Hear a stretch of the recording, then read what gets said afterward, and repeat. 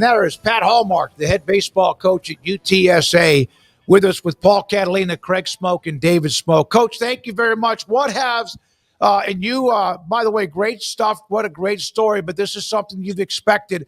What has the last 24 hours been like for you? Oh, it's been fast. I haven't slept much, but it's been exciting. And the excitement's settling down a little bit, trying to turn the page to UCLA right now. They could have fired you off to any regional, Coach. I mean, they could have. How much did the familiarity with Texas help your guys maybe ease into the week as if they could have been in Hattiesburg, Mississippi, or Conway, or wherever they could have been? Yeah, I do think it helped. It helped in preparation. Once we got there, I don't know. Texas is really good, so I wasn't excited about going there because they're so good. But in hindsight, the early part of the week was very smooth. Practice was so normal and routine, and the guys were very relaxed. Didn't know exactly what that would mean. But when we got over there, where I saw the most relaxation, that in hindsight, it's pertinent, is in the mound visits.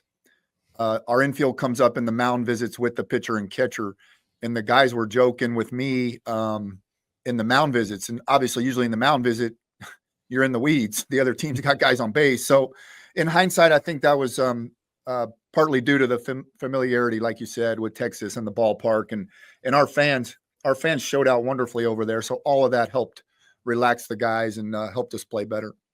Coach, there's a portion of your press conference that I saw making the rounds. You're talking about transfers and replacing guys. And I was just curious of when you went to go find the right guys, or when you do that on a yearly basis, what do you go and look for? What makes a great roadrunner for you as a baseball player and as a member of the UTSA family?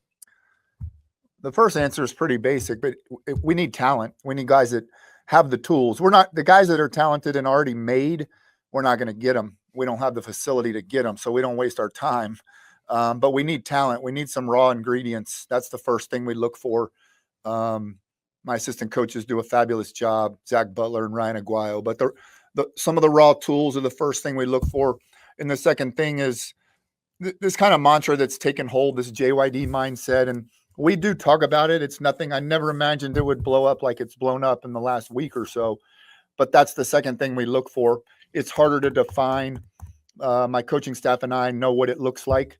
We know what it sounds like. You can try to fake it, but when you're in a recruiting visit and we start talking to you about being coached hard and being challenged and showing up every day, hoping other people take your job, that's what I tell them. You tell pretty quick, just a look on their face if they're ready for that. And if they don't like that, they don't say yes to the recruiting visit, and we're better off because of it. Jeff Traylor, who we've had on this show many, many times, sent this to me. He said you guys are very close, of course, similar type stories. He's old school, Smokey. No nonsense ball coaching Jesse. I love him. He's feisty. You will like him. You had the run when you were at Rice for the longest of time.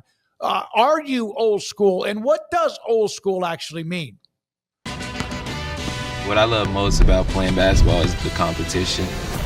I really just like being shifty, mastering hesitation moves, changing direction, building chemistry with new teammates. If you're not having fun while you're playing, there's no point in playing the game. You know what to do. Escape basic. Pair of Thieves quick dry underwear. It wicks away sweat and helps keep you dry. You looking forward to fishing season? I've been told I'm old school. I don't know. I'm a baseball coach. That's what I describe myself as. I'm demanding, and I coached under Wayne Graham, and he used to say, if you're a coach, people say he was demanding, and he'd say, well, I'm a coach. And at the time when I was younger, I didn't always stop and grasp it, but I 100% know what he means. If you're going to coach and you're not demanding, you're going to lose. So yeah, I don't know if I'm old school. I'm a baseball coach. I love it. Jeff Traylor's a wonderful human being, but Jeff Traylor's a leader. This whole place over here, UTSA Athletics, is led by Jeff Traylor. The baseball team, Pat Hallmark, Karen Aston. we all look to Jeff Traylor. He's such a fabulous man. So what you're saying, he said, I'm so grateful for, and in all, really, what a great guy.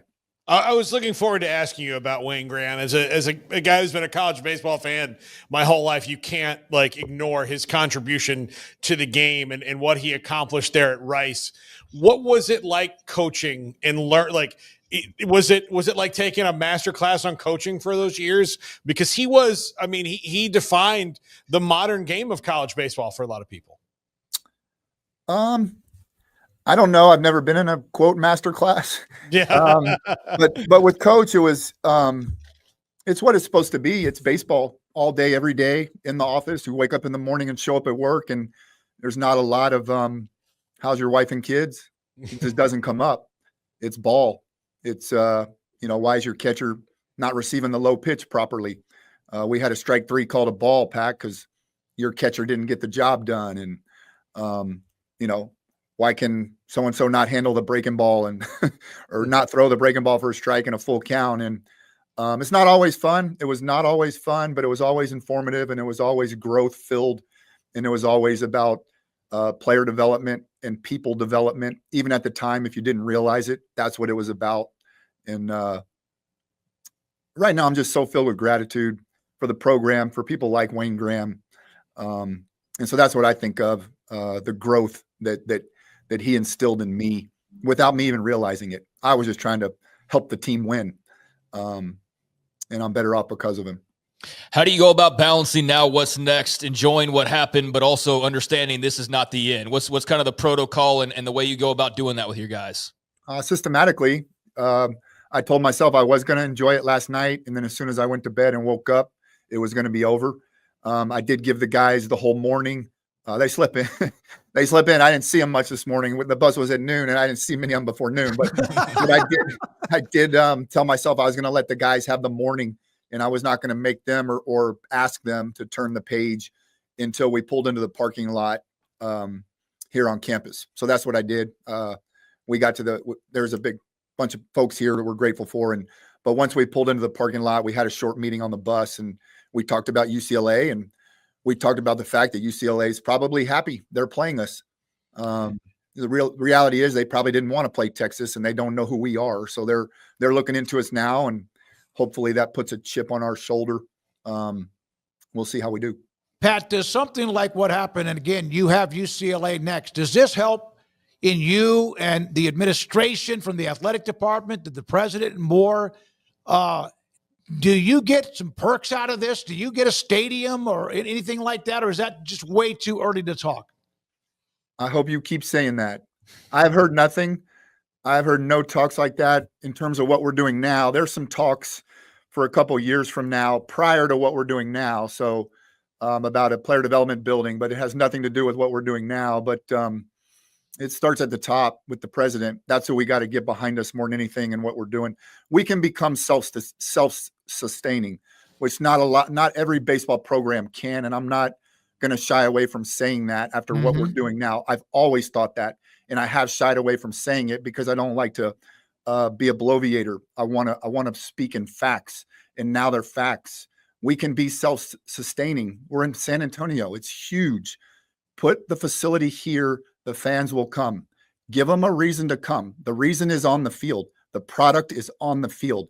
Now give them a reason a ballpark that they like to sit in. So please get that word out there. Pat Hallmark, head coach at UTSA Baseball, with us on 365 Sports. Pat, there are media outlets now. There's way more visibility for college sports if people know where to find it, obviously, than there were before. College baseball is a great game. It is so much fun to watch. If you're a baseball fan, I don't know how you don't watch it. What would you say to people who are on the fence or all that about coming to the game? Because whether it's watching on television or going to games, it is a great game that I don't think gets enough coverage. I agree completely. I'm biased, but it's exciting. In the passion of the players, that's what it's about. It's about the players. It's not about the coaches. It's about the players. The passion of the players sells. And then if you get a good quality team, and not every college baseball team plays defense the way they should or throws strikes the way they should. But at the end of the day, if you get quality baseball, which this time of year, most teams throw strikes and play defense, that's how you define quality baseball. The batted balls and the home runs are going to happen, but the strikes and the defense is what people don't realize they need to see. Nobody wants to see walks and errors. So, but it's the passion of the player. Go watch a minor league or major league baseball game and then go watch a college baseball game. The passion of the player is astronomically different. It sells itself. That's why you like it. That's why I like it. It's the passion of the player. Pat, we're in an age in college sports where there is this, it's getting to be more and more of a separation when it comes to revenue, separation when it comes to realignment, separation when it comes to the postseason. But by God, not everybody advanced, but the UTSA, Coastal Carolina, Wright State, Murray State, Arkansas Little Rock tonight against LSU, Southern Miss. How important is that we reeled off those programs, or I did, and that they can play and win games in the postseason? It's fun. I mean, that's what the fans want too. And the revenue it's an interesting thing, and we all want it, right? Like Jim Schlossnagle and some of these fantastic coaches have huge contracts, and I'd be crazy to say I didn't want to make more money, but they have problems that I don't have, and it's not lost on me.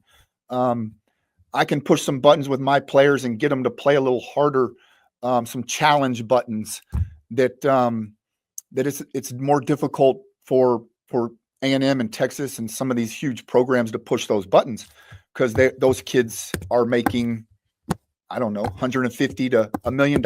Even some baseball players are making that kind of money. So, and when you try to, I don't know, but if you try to push those buttons, they've got an agent telling them how wonderful they are, and 5 girlfriends telling them how wonderful they are. And I don't have guys making NIL money on my team. Some of them are on scholarship. A lot of my guys are not even on scholarship. They're paying to play baseball. And they're junkyard dogs. They're hungry. And when I tell them, you got a chance to go beat all these huge programs with all this stuff, they enjoy it. It's fun for them. It's the same thing at Southern Miss. It's the same thing at Coastal. They might have a little more NIL than us, but that's why you see what you see. And again, that's what the fans are going to love when they come out and watch us. Not just us, but Omaha, everything. If a player that was there that left contacted you and wanted to come back, what would your conversation be like? It would not be a for sure no. We'd sit down and talk. Again, it would be back to some of the questions we mentioned earlier. The hunt for the junkyard dog. Like, what's it going to be like when on the bad days in the fall, when I'm in your ass a little bit and telling you it's not good enough. And then it's just, looking them in the eye and hearing how mom and dad respond. You get a lot of information from mom and dad. If mom and dad want to talk, it's not good. Leave them alone and let them be grown-ups. So that's what it would be about. It would not be a definite no. If they had talent, we need talent. But it would just be a conversation, and my assistant coaches would be in on it. So, and we'd go from there. Last question. You went to Rice, and you mentioned the history there with Coach Grab, but did you help tear down the goalpost when Rice beat Texas in football? That might be me. People have been sending me that. Yeah. Yes.